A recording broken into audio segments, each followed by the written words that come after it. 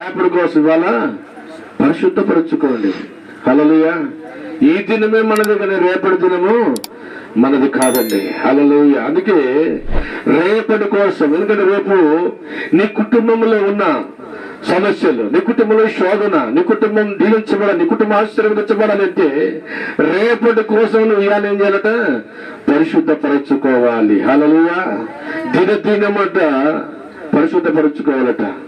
ఉదయకాలం నుండి సాయంకాలం వరకు మనం అనేక జనముల మధ్యలో తిరుగుతూ ఉన్నాం, అనేకులతో ఉంటూ ఉన్నాం.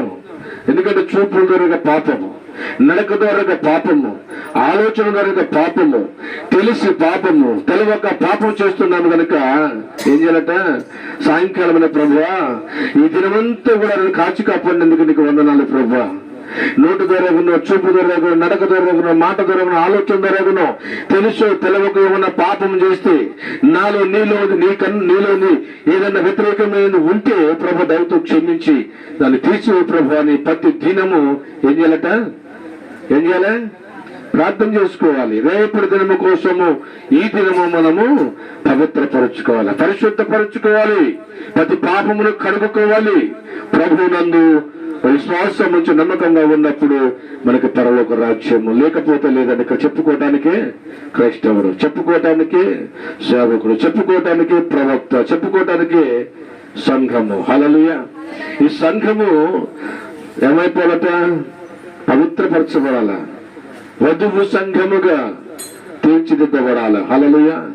వధువు అంటే ప్రత్యేకించబడినది. వధువు అనగా పాపము లేనిది,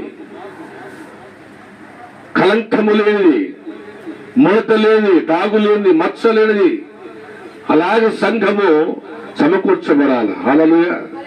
సంఘములో ముడత డాగు ఉంటే ఆ సంఘం అభివృద్ధి కాదు. ఆ సంఘములో పాపం ఉంటే ఆ సంఘము దీవించబడదు. హల్లెలూయా. కనుక పాపమును కడుక్కొని పరిశుద్ధపరుచుకొని దేవుడి కోసం నిలబడవలసిన వారమై ఉన్నాం. దేవుడికి మహిమ కలుగును గాక. హల్లెలూయా.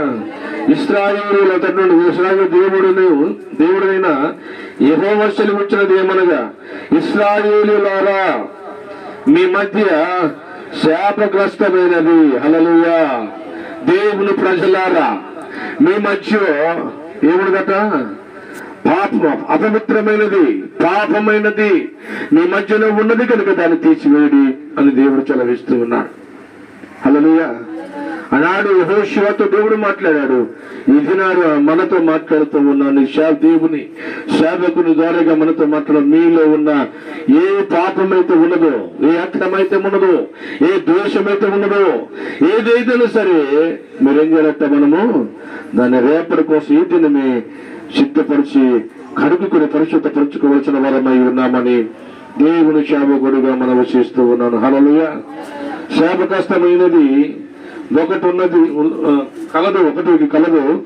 మీరు దానిని మీ మధ్య ఉండకుండా నిర్మూలము చేయాలి. హల్లెలూయా. నిర్మూలం అంటే మళ్ళా ఉండటానికి వీలు లేదు, అది కనపడుతున్నట్టు నిర్మూలం అంటే. హల్లెలూయా.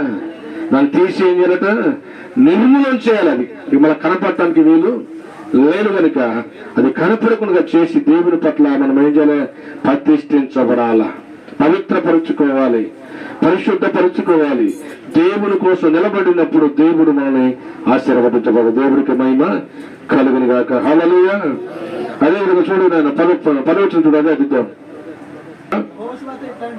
యెహోవా యెహోషువతో ఇట్లనెను, లెమ్ము, నీవేళ ఇక్కడ ముఖము నేల మోపుకొందువు. ఇశ్రాయేలీయులు పాపము చేసి ఉన్నారు, నేను వారితో చేసిన నిబంధన వారు మీరి ఉన్నారు.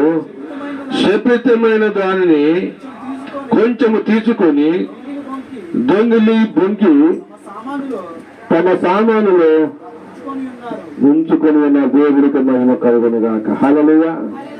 హల్లెలూయా. ఇక్కడ యెహోషువ మాట్లాడుతా ఉంది. యెహోషువతో దేవుడు మాట్లాడుతూ ఉన్నాడు. యెహోషువ ఏం చేస్తున్నాడు? ముఖం తిప్పుకొని ఏం చేస్తున్నాడు? ఏడుస్తూ ఉన్నాడు. ప్రభువా, గొప్ప గొప్ప దేశముల మీద మేము నిలవలేకపోయాము. ఎందుకు? కొంతమంది సైన్యాన్ని పోగొట్టుకున్నాను. ఎందుకు? ఎందుకు ప్రభు చిన్న దేశం మీద నేను గెలవలేకపోయానని చెప్పి సైన్యమును పోగొట్టుకున్నందుకు, ప్రజలను పోగొట్టుకున్నందుకు దేవుని సన్నిధిలో మోకరించి గోనె పట్ట కట్టుకొని మొక్కము దించుకొని దేవుని సన్నిధిలో ఏడుస్తూ ఉన్నాడు ప్రభు అని. హల్లెలూయా. తన సేవకుడు, తన సంఘము తల దించకుండా దేవుడు చూస్తూ ఊరుకునేవాడు కాదండి. హల్లెలూయా, హల్లెలూయా. ఆయన తలను ఎత్తేవాడుగా తల దించుకునేలాగా చేసేవాడు దేవుడు కాదు. హల్లెలూయా. యెహోషువ తల దించుకొని ప్రార్థన చేస్తూ ఉన్నాడు, తల ఎత్తుకోలేకపోతూ ఉన్నాడు. దేవుని కోసము ప్రతిష్ఠించబడిన వాడు, దేవుని కోసం అభిషేకించబడిన వాడు, సైన్యమును నడిపించడానికి, ఇజ్రాయెల్ ప్రజల్ని కానాను దేశమునకు తీసుకుపోవడానికి నాయకుడిగా దేవుడే అభిషేకించాడు గనుక ఆ అభిషేకం పొందుకున్న యెహోషువ దేవుడు సన్నిధిలో ఏమంటున్నాడు తెలుసా? తల ఎత్తుకోలేక తల దించుకొని దేవుని అడుగుతూ ఉన్నాడు, ప్రభు నన్ను క్షమించాయా. దీని మూలం ఎక్కడ ఉన్నది? ఎందుకు మేము గెలవలేకపోయాము? ఎందుకు మేము ఓడిపోయాము? ఎందుకు ఈ జనము నశించిపోయారు ప్రభు? కొంతమంది జనంగానే సైన్యాన్ని కోల్పోయాను ప్రభు అని దేవుని సన్నిధిలో అడుగుతా ఉంటే దేవుడు అంటున్నాడు, యెహోషువ ఎందుకయ్యా నువ్వు తల దించుకుని తలెత్తు, తలను నువ్వు ఎత్తు, తలదించుకోవద్దు, తలెత్తు. ఎందుకో తెలుసా? ప్రజలు శపితమైన దాన్ని తీసుకొచ్చి వారి వస్తువులు దాచుకొని ఉన్నారు. పాపమైన దాన్ని తీసుకొచ్చుకొని వారి మధ్యలో ఉన్నది, ప్రజల మధ్యలో ఉన్నది. ఆ పాపమైన దాన్ని తీసివేయి, ఆ పాపము లేకుండా పవిత్రపరచు, ఆ పాపమును తీసివేదని నిర్మూలన చేయమని దేవుడు చెప్తూ ఉన్నాడు. దేవుడికి మహిమ కలుగును గాక. హల్లెలూయా. నీలో నాలో ఏదైతే ఉన్నదో, దేవునికి వ్యతిరేకమైనది ఏదైతే ఉందో దాన్ని తీసి నిర్మూలన చేస్తే నీవు దీవించబడతావు, నీవు ఆశీర్వదించబడతావు, నీ మేలుతో నింపబడతావు. దేవుని యొక్క కృప నీ మీదకి దిగి వస్తుంది, దేవుని యొక్క ఆశీర్వాదం నీ మీద ఉంటుంది, కుటుంబం మీద ఉంటుంది.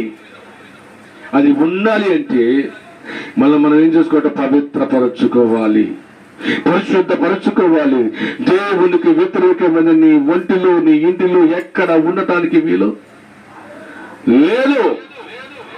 దేవుడు చెబుతూ ఉన్నాడు, శపితమైనది మీ మధ్యలో ఉండటానికి వీల్లేదు, పాప సంబంధమైన నీ మధ్యలో ఉండటానికి వీల్లేదు. నీ కుటుంబంలో కానీ, నీ ఇంటిలో కానీ, నీ పిల్లల్లో కానీ, నీ భర్తలో కానీ, నీ భార్యలో కానీ, నీ సంఘములో కానీ, సేవకుడిలో కానీ అది ఉండటానికి వీలు లేదు. దేవుడు మాట్లాడుతూ ఉన్నాడు, ఎప్పుడైతే అశక్తమైన తీసి పక్కకు పెడతావో, దాన్ని నిర్మూలన చేస్తావో, దేవుడు నిన్ను నన్ను ఆశీర్వదిస్తాడు. దేవుడికి మహిమ కలుగును గాక. హల్లెలూయా. ఎందుకు మనం ఆశీర్వదించబడట్లేదంటే వస్తున్నామే కానీ మనలో ఎక్కడో కొంచెం ఉందండి, ఎక్కడో కొంచెం ఉందండి. ఆ కొంచెమే మనం ఆశీర్వాదం పొందుకోలేకపోతున్నాం, దేవుని దీవెన ఆశీర్వాదం పొందుకోలేకపోతున్నాం, దేవుని కృపలో మనం ఉండలేకపోతున్నాము. గనక మనం ఇప్పుడు ఏం చేయాలట? మనలో ఉన్నదాన్ని నిర్మూలము చేయాలి. హల్లెలూయా. నిర్మూలం అంటే మళ్ళీ కనపడటానికి వీలు లేదు అన్నట్లు. హల్లెలూయా. దేవుడికి మహిమ కలుగును గాక.